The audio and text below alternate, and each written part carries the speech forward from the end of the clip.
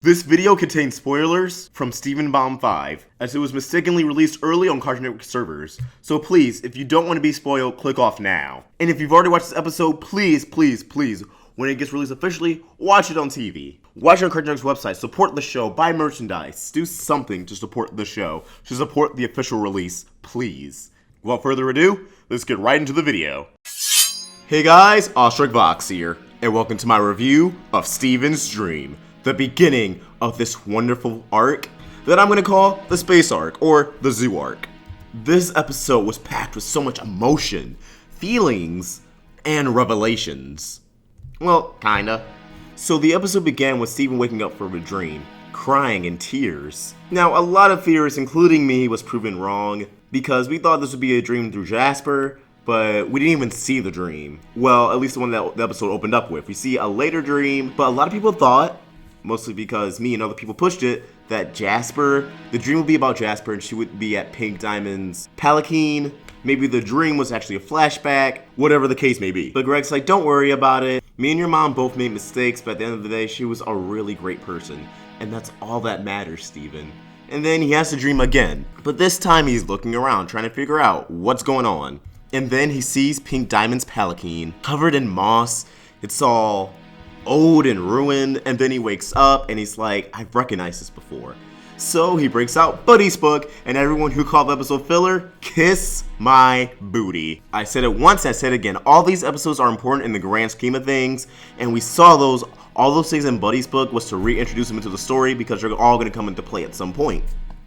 So when Steven asks the gems about it, Pearl immediately gets shooken up. Garnet's like, you're upsetting Pearl. And Steven finally has enough, and he finally, which is a really rewarding moment, him telling off the gems, that he's Rose's son and he deserves the truth as much as anybody. He's glad he finally has something that gives information that's not the gems, and it feels like the audience was talking right to them, honestly. But why was Pearl so shooken up? Like I said before, I'm fine if Rose did shatter Pink Diamond, but the way Pearl's acting, maybe my Pearl shattered Pink Diamond theory wasn't too off.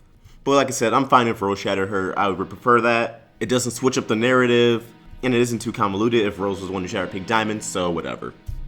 But goddamn, this bomb wasted no time getting emotional. There's just so much passion and emotion in that scene, and the voice acting. This was definitely, without a doubt, Steven's breaking point. So he goes to Greg and it's like, the gems won't tell me anything, but here's this thing, the Palanquin. And Greg's like, well, the gems won't take you, I know someone who will. And boom! I caught before Andy would be involved in finding the Palanquin, that he would play a role in the story, that he would be someone for Steven to go to when the gems don't want to go places or refuse to go places, and I was right. But honestly, that wasn't too hard to figure out. He drives an airplane. So people who call Gem Harvest filler, kiss my booty. And before going straight to the Palanquin, they have some fun around Korea, and oh my god, that was just an amazing montage. And honestly, this beginning episode felt like a movie, especially that montage when it was going different places, the fourth wall being broken when Greg walks into a room of Steven Universe storyboarders and someone's storyboarding. I don't think that was Rebecca Sugar, I think that was just a Korean animator since they were in Korea, where the show is indeed animated.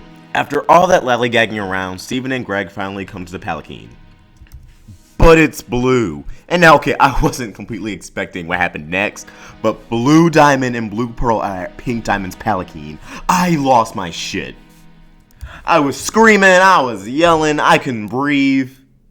It was a spectacle, to say the least. Blue Diamond is mourning Pink Diamond still, saying that Yellow Diamond said it'll all be over soon, she wishes she could have done more, and that even though she's not there anymore, she feels like it's still Pink Diamond's planet. And honestly, that broke my heart. And Blue Diamond was really the first step at humanizing the diamonds, and oh my god, I never thought I would sympathize with the diamonds this quickly. I knew I would eventually, but I didn't think, well, first off, I didn't think they would just casually have Blue Diamond on Earth. Like, the universe just does not care anymore. When Nee and JQ said they stopped caring when seasons begin and end and that anything crazy could happen at any time, he wasn't joking. He definitely wasn't joking. Because Blue Diamond, ooh, Blue Diamond. And then Blue Pearl spots out that someone's nearby.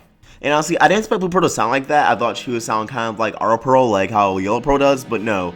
Dee Dee Magnehall definitely put on more of a voice for Blue Pearl than she did with actual Yellow Pearl. Because actual Pearl is just Dee Dee Magnehall's normal speaking voice, just a little more higher pitched, just a little more over the top and extra and theatric. And then here we have one of the most touching moments of the show thus far. And that is Greg and Blue Diamond talking about loss.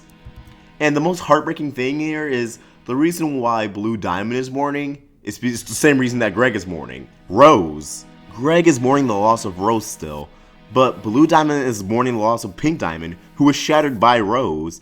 And it's just like, imagine Greg would have been killed right then and there if he just said, oh, yeah, I miss Rose or something. Like, Blue Diamond would have instantly snapped, especially if she knew that it was Rose Quartz.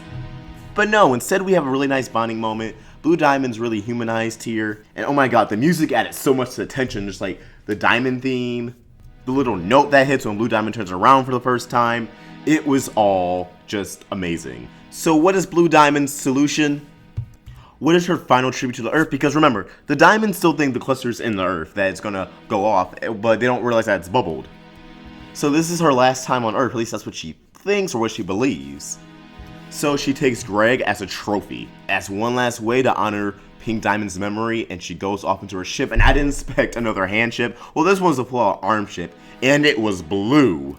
So that was really fucking cool. Steven leaps after the ship. He's floating. Well, at this point, he's essentially flying. And oh my god, I felt really bad for him. And Zach Callison's acting in this episode. Once again, the voice acting in this episode was on point. Blue Diamond was on point. Blue Pearl was on point. Steven was on point.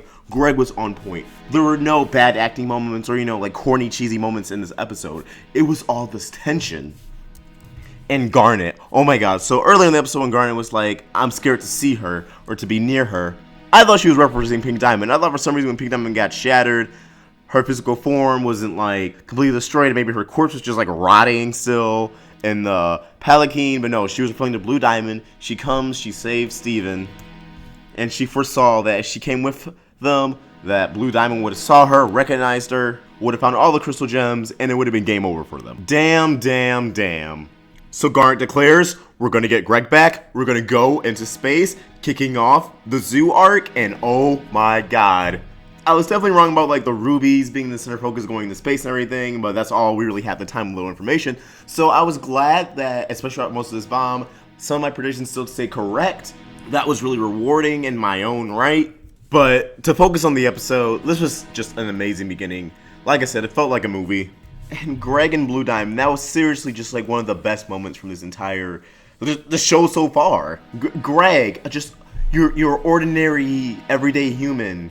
Well, he is a million. Anyways, he's just an average dude with a lot of money, and he's just casually talking and empathizing and trying to relate to Blue Diamond, one of the big antagonists of the series. Not only does he have balls, but he has a really kind heart, a big heart, and that's just amazing. Steven may be a lot like Rose, but he's also a lot like Greg. This episode showcased that. And coming off the heels of 3 Gems and a Baby and Gem Harvest, Greg getting kidnapped was definitely heartbreaking because the last 2 episodes just established how important family is in Steven Universe, how important family is to Steven, how important Steven is to Greg and all the gems. Pearl and Greg just started getting close and becoming friends and on friendly terms. So for Greg to just be taken away like that was heartbreaking. Absolutely heartbreaking. Steven desperately trying to catch up with the ship was heartbreaking. I don't care if it lasted 2 seconds. It was emotion filled. This episode definitely messed me up. I was definitely tearing up my very first time watching it. The art and animation was on point. The music was on point, like I said. Not just for Blue Diamond scene, but the entire thing. The Crewniverse brought their A game for this episode and this entire arc, and I am here for it. This is just a great episode. I don't want to give it a score. If you're new to the party, I don't really give episode scores anymore because in the beginning of the Summer Steven event, I basically gave every episode like a 7 or an 8 or a 9. And that's when I realized I just really love this show. So screw ratings. I'm just going to say if it was a good episode or not. And yeah, this was a very good episode. This was a great, excellent, amazing episode. A great way to introduce Blue Diamond properly outside of a flashback. No bullshit. No silhouettes or anything. Her face, her tears, her voice. It was incredible. Her Pearl. Oh my god, especially since yesterday I called 2017 the year of the diamonds. These episodes prove that. This is definitely the year of the diamonds. But these are just my thoughts, my eccentric, over-the-top thoughts, and I want to hear yours, so please comment down below. What did you think of this episode?